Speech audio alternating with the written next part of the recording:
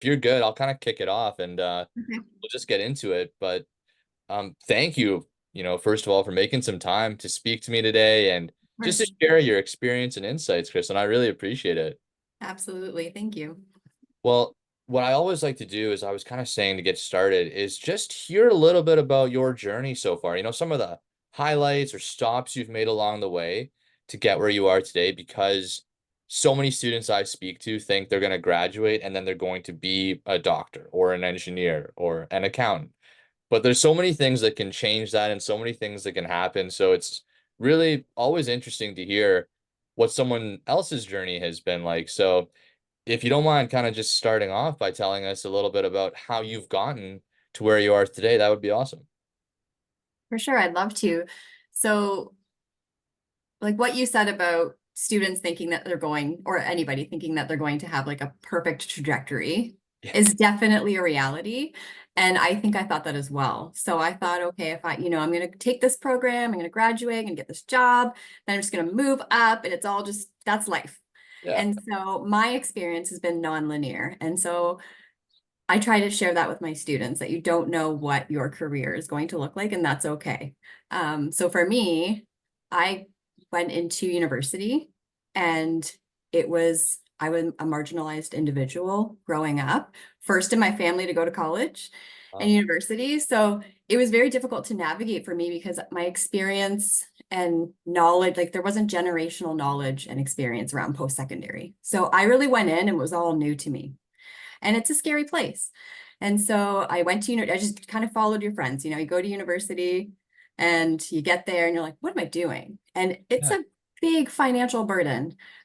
So I ended up leaving university and I went to college Okay. and did the office administration executive program. And I had to do a placement for that program. And it was actually in the co-op office.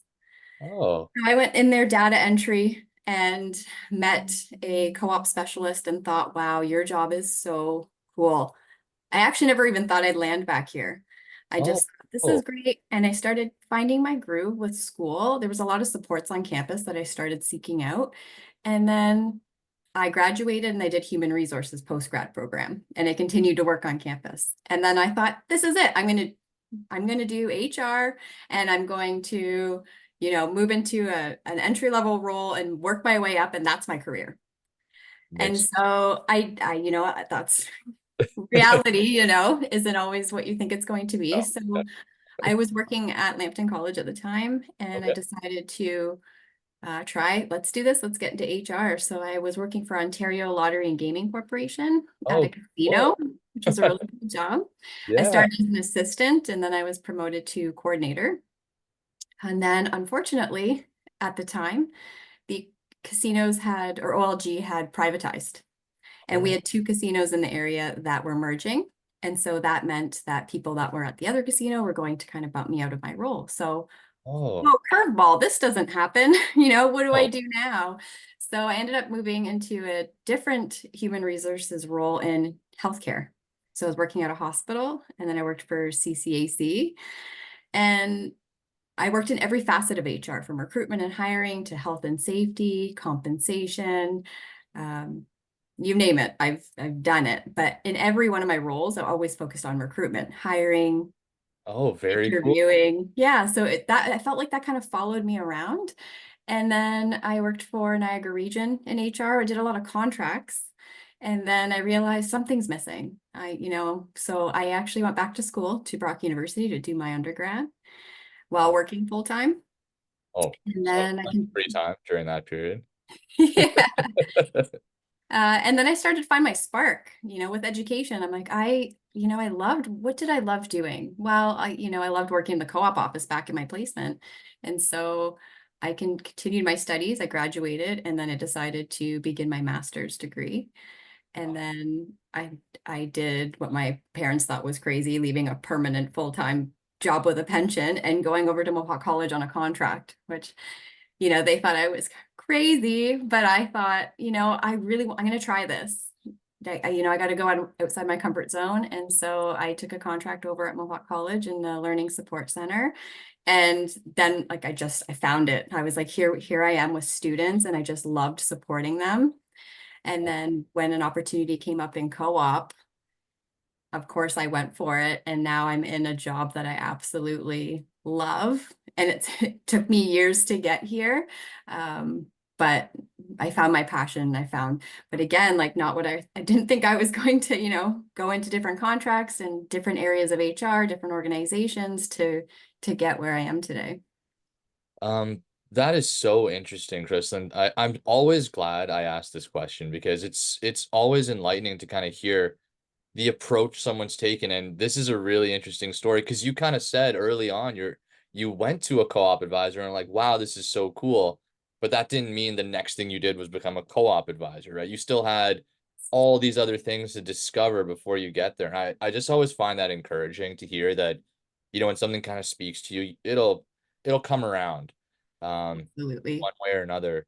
I have a ton of questions that kind of come just from hearing your story here that I think students and job seekers and staff might resonate with. And one was kind of with what you started with, right? You kind of came here and it was entirely new to you. You're the first in your family to go through post-secondary. It sounds like you're in a brand new place, a brand new environment. And I think many students end up in a similar scenario, especially if they're new to the country. They may Yes. not have, friends or family here. And it sounded like you kind of leaned on the resources of the school. Is Yes. that kind of what you used to navigate, or were there other things that you used to kind of get your bearings and get comfortable? Yeah, definitely it was is communicating with teachers and Okay. finally saying like, okay, I'm not sure, at first I was just keeping quiet. I'm just trying to navigate this on my own. And then I had a really friendly faculty member who I started to open up to. And that's when she was like, there's lots of opportunities. Did you know you could work on campus? I was like, no, I didn't know that. Did you know there's bursaries? No, I didn't know that. And Huh. so you don't know what you don't know. And I didn't know there was bursaries for first generation students. And I looked back even when I first applied, and I checked no on the box for first generation student because I didn't even know what that term meant. So I was missing out on getting bursaries and funding. And so she connected me with financial aid to say, there's bursaries available and we can get you a job on campus. And I got a job on campus, and then things just started, I started getting confidence as I was gaining experience. Yeah. And I think like that's what I love about my job is trying to connect with students and tell them of what's available to them, and that because there is so much support for them to succeed, but it's also like being open to getting the help. Yeah, and I just appreciate the honesty around it because I know that feeling of being a new student and just being quiet and just doing your work and going to your dorm after Yes. to do your homework and not really connecting with people. And so I think that's a reality as well. And it's understandable, right? Early on to just kind of keep to yourself. But I really appreciate you saying, you do have to kind of open up at some point, and hopefully there's someone friendly along the way who reaches out. Um, but there are these resources for students. So again, for students watching this one, um, take a look, do a quick search on the campus resources, career services, co-op. Are there any other kind of key words you would recommend students kind of search for to find some of the resources you used, Krislyn? Yeah, I would say, if there's someone comfortable that they're talking to, like a faculty member that they connect with, that could be a resource. Also, student services, student affairs Uh, has many resources available in terms of like tutoring, counseling, health assistance. Like there's a lot on campus, but I find that a lot it gets shared, but it's a lot of information. Students are getting tons of emails, they're getting tons of information thrown at them. And so if it feels overwhelming, it's okay. Just ask somebody, like anyone, even know someone you see in a hallway that works at the institution, just ask them like, this is like, I'm needing some support. Where can you send me? Okay, that's super practical. And I think that will definitely lead to resources opening up. So thanks for that insight. Um, the next kind of question I had based on your story is about just, applying the skills you've developed in these different industries. Because you kind of talked about, taking on an HR role, in healthcare. in business, in these couple of different areas. And I'm curious what the experience was like. Did you find that you enjoyed working in one field more than another, even though it was still HR you were doing? Did that change the experience at all? I kept gravitating towards recruitment Okay. and hiring and interviewing and jobs. I'm very interested in the job market and filling roles, finding candidates for positions. It's more for me like the employment piece, because for me, employment really changed my life. Yeah. So I think I just everywhere I went, no matter what I was doing, there was two things that were important to me. It was like connecting with staff to help them Okay. in like an HR capacity, and then also recruitment. Those were like my two areas of interest. Okay. That's really interesting to know. And did the actual like setting play any role in kind of your, enjoyment of the workplace? Like, was it different working in the hospital setting versus the first HR role you had? Did that um kind of separately affect your just sort of work-life balance or enjoyment of the job at all? Yeah, the setting definitely plays kind of a role in figuring out if that's the space for you. Okay. And at the hospital, I felt like I enjoy helping people. So Uh, I want to work in HR at a hospital because I will be helping people in a different capacity, maybe helping in an HR capacity, but I'm still surrounded by helpers, you know, in the cool. community. And so I wasn't feeling that when I was in the role. Uh, And then I went on to another role and I went on to another role. And it wasn't until I came back to working with students and helping them that I found like, okay, this is the way that I want to help people Gotcha. and be in a space or in an environment where people are learning. Okay, I love learning. And so when I got back to Mohawk, I thought, wow, this is great. Like students are learning, I'm learning. It's a learning institution where, for me, learning will never end. I'll probably never stop taking courses and professional development. I'm always trying to like improve and gain knowledge and share my insights. And so I think when I was in HR and I was in different offices, hospital versus like a municipality, like I was just missing that connection. Okay, that's helpful to know because I think sometimes, a job seeker can get discouraged because oh, they wanted to be in HR and now they're in an HR role and it doesn't satisfy what they were looking for. And sometimes it could just be the setting. So it's kind of interesting that you tried these different environments, the municipality, the hospital, and sort of pieced together what part of that role you enjoyed the most and were passionate about. So I think that's just encouraging to hear as well that, if you didn't enjoy the first role you have, again, for people checking this episode out, it may not mean that you need to abandon the field entirely. You might just need to change, where or the company that you're working for. And then, or in your case, pick the parts of the role that you appreciate and find a new opportunity to use those. So that's lucky for students that are coming to you at Mohawk because you actually have all this industry experience in HR. So, kind of moving to questions around, the guidance you provide to students now, Krislyn, um, when it comes to finding job opportunities, co-op opportunities, things that are, pretty competitive today. Do you Yes. have do you have guidance that you provide students? How do you kind of advise them to seek out those opportunities? Is it, looking on LinkedIn? Is it asking professors? Are there any sort of starting points you recommend for students that might be looking for jobs or co-op or something like that? Yeah. So in terms of searching for jobs, using obviously sourcing the internet is very helpful. There's tons of websites. There's Indeed, Monster, Workopolis. I tell students to have a LinkedIn profile and be searching for jobs on LinkedIn. I post on LinkedIn, so I have them follow me, and then I share jobs for students and grads.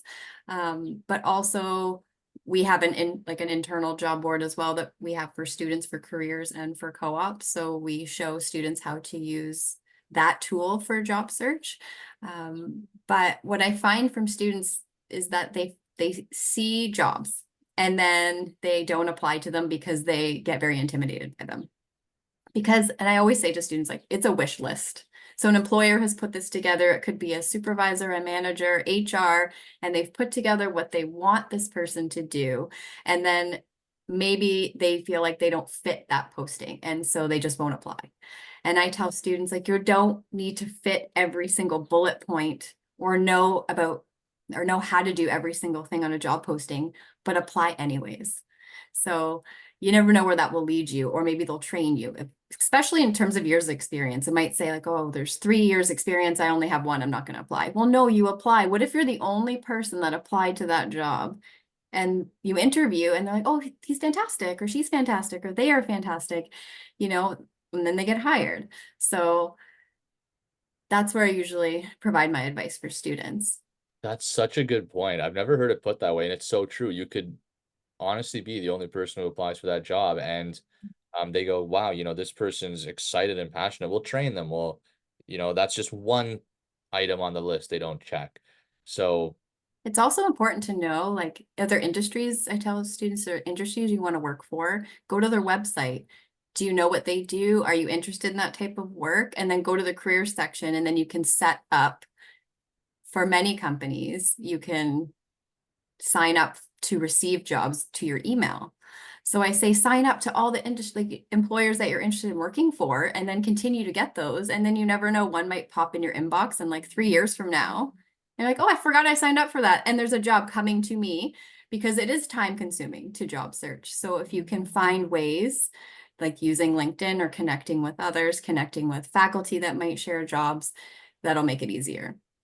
that is super helpful as well, and practical. Something people can do today is set up those alerts, Mhm. follow someone like yourself. Especially if you're at Mohawk, I would definitely recommend following Krislynn for the job postings that you're making available. Uh, I feel like, yeah, students are still LinkedIn is new to everyone at a certain point, even though it's been around a long time. I Yes. find a lot of students they're getting used to using it. And something as simple as following, um, you know, a career advisor or someone from the career services team. Yes. Uh, And following just in- companies, because companies will yeah, share jobs. Yeah. yeah, that's a great, great reminder. Um, Now I have a kind of question that we don't often get to ask because we don't always have people from HR to get this insight from. But when you would interview candidates or people coming to these different roles, are there any things you notice that we can advise students to avoid doing, kind of things that were red flags or that kind of, stopped someone along the interview process? Like, are there things that we can recommend students avoid doing if they get an opportunity to meet with someone from HR and do an interview? That's a good question. I think I know there's a difference between candidates and students. And for students, I always say, like, you need to be prepared, because I think there's a perception that because it's a co-op program, or they might confuse like placement versus co-op. You're not getting placed there. It is competitive. You have to put in effort. And sometimes students or candidates will just kind of show up like, okay, so what do you want to know about me? Where it's Yeah, no, you got to put in the work just like you would if it was the real world. So researching the company, practicing. And I say I study the hardest for every interview that I have ever had. And so putting in the time to understand the job that you're applying for, um, practicing questions, using tools like InStage to practice is very important. And I'm always encouraging my students, because they show up, maybe they look at some questions, but they're not prepared and they haven't practiced out loud. And so when they get into those situations, they're not comfortable, they're not confident, and you don't know what a recruiter is going to ask you. And the interview could go many different ways. So you can't memorize questions. That's another advice, is individuals who try to memorize questions and then maybe the question is slightly different and then they freeze. And so it's, be yourself. And if you're prepared, then the conversation will flow. that is super helpful as well. And a great kind of point to distinguish between placement and co-op.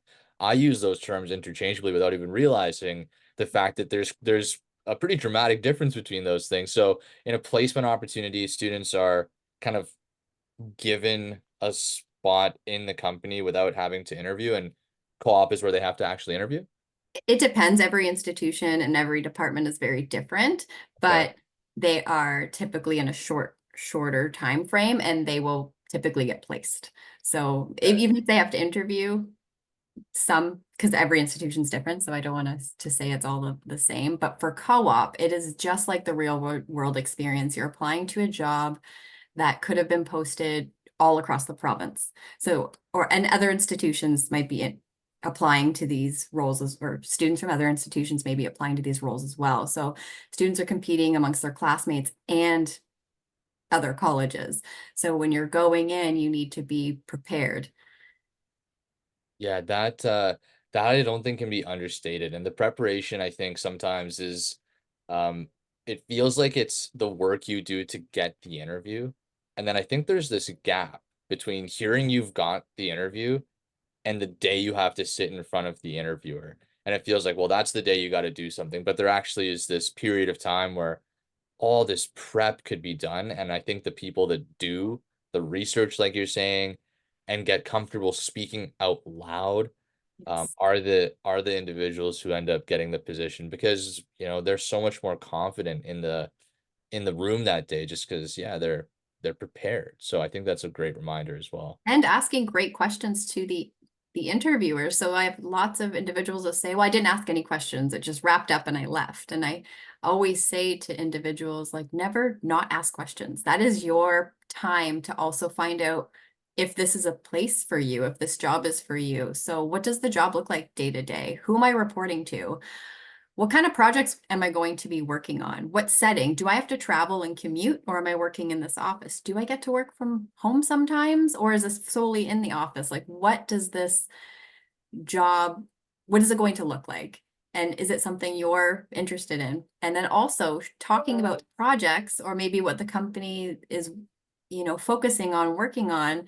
Maybe they're passionate about sustainability and you're passionate about sustainability. And so asking them questions about that will show how interested the candidate is in the role, which will set them apart from others. And then at the end of the interview, when they say, is there anything else? And there's something that you wish you would have said, I always tell students, don't walk away. Just say, yes, I have one last thing. Well, I think that's a great reminder as well because I always try to remind students that that someone in HR is potentially sitting there all day listening to interviews. And so if you take that opportunity and say something, just a better chance you're memorable too. So it makes total sense to me why you would recommend that. And And bring a portfolio, I tell students too, because but well, they didn't tell me to bring one, but bring one. Bring samples of work. Show, do you have experience working in this industry? Yes, I do. And here is a great, performance evaluation that I received. oh yeah. So showing like tangible evidence of your achievements is also very helpful.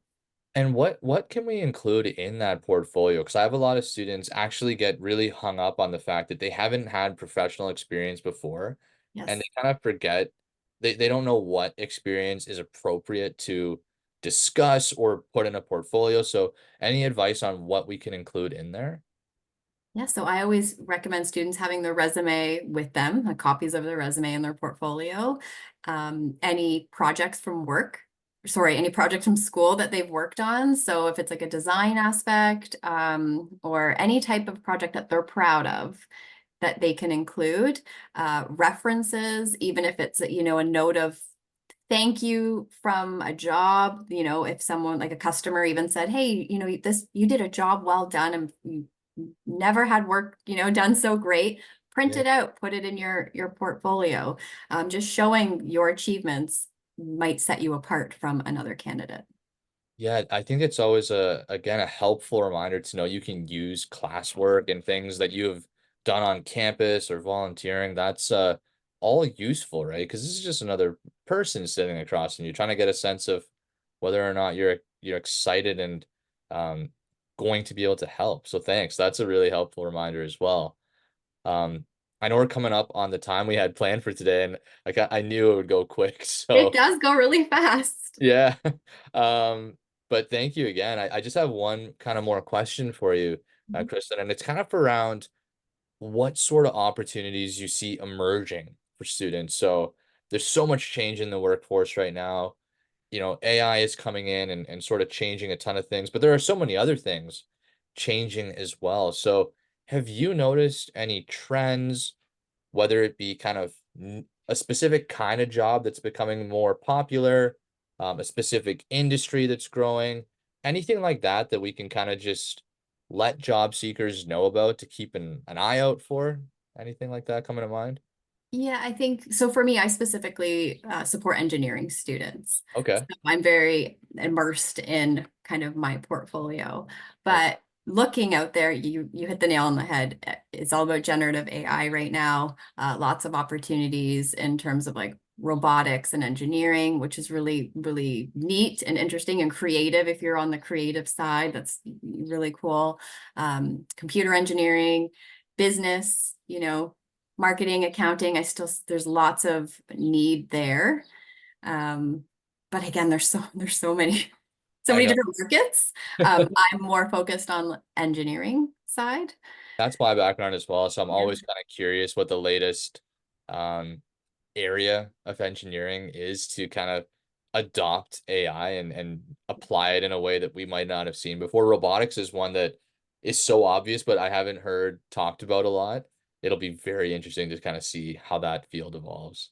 absolutely. And especially in like automation, manufacturing environments. And that's what my students focus on. And so Okay. it's cool seeing like more and more jobs becoming available as there's more need for Yeah. technologists and technicians and engineers in the automation and design and robotics and aerospace and all of these really cool industries.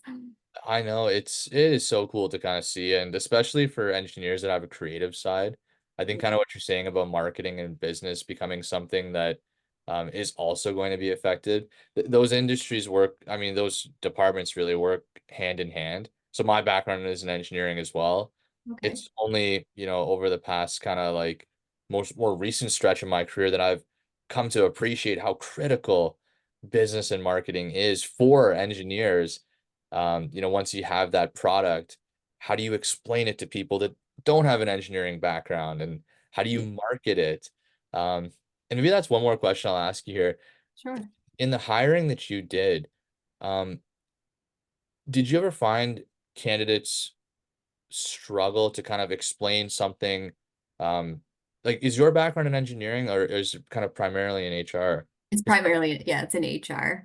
And Um, so, did you do you do? mean like, do people have trouble articulating what they do? Yeah, do you find people have trouble articulating what they do? Especially if it's technical. Do you have any advice for folks that have a technical background but need to kind of explain things to someone who might not have a technical background? Yeah, 100%. This is what two areas that candidates and students would struggle with. One is resume. How do I articulate my technical ability? Yes. It's not easy to do. And it might be easy just to go to ChatGPT and type something in, but is that exactly what you're doing in your workplace or in your task? And then it's also hard to verbalize that in an interview. Right. So again, practice and seeking out help, I meet with students and get them to kind of piece it out. What technical project were you working on? Okay, take a step back. What is that technical project for? How did you get started? What areas were you trying to problem solve? Why was that an issue? Who was it, like, how was it impacting, maybe the different components that you were building? And let's look at it. And once you break it down, then we could craft an answer. And they were like, oh yeah, wow, I didn't even think of trying to explain it that way, Yeah. because it takes practice. It's not, you know, something that can be easily come top of your head. So seeking out help and maybe writing it down, reading it out loud, and using these different kind of AI type of resources and tools to practice. Yeah, that is a super helpful reminder. So, um, especially for engineering students who might not immediately recognize that they are interviewing with someone who doesn't have the same background they do, but is Mhm. essential in the hiring process to explain something in a way that anyone can understand. And I think engineers, I feel like I can say this with some credibility because I have an engineering background and have been caught up myself in explaining something overly technically, and the other person going, Yeah, I'm not sure what you just said. Yeah, So that's important too, right? Making yeah, sure that what you're stating, like throwing out all these terms that an HR person might be like, I have no idea what you're talking about. So how can we take what yeah, you were trying to explain and kind of like articulate it in layman's terms, yeah, and then also try to get at what the employer's asking. So maybe they're asking a question about problem solving. So you're getting into all of the technical, and let's take that answer and really focus on, this is what I was trying to do. This is the area that wasn't working and what I had to do to troubleshoot through it. These are, the implications that I had.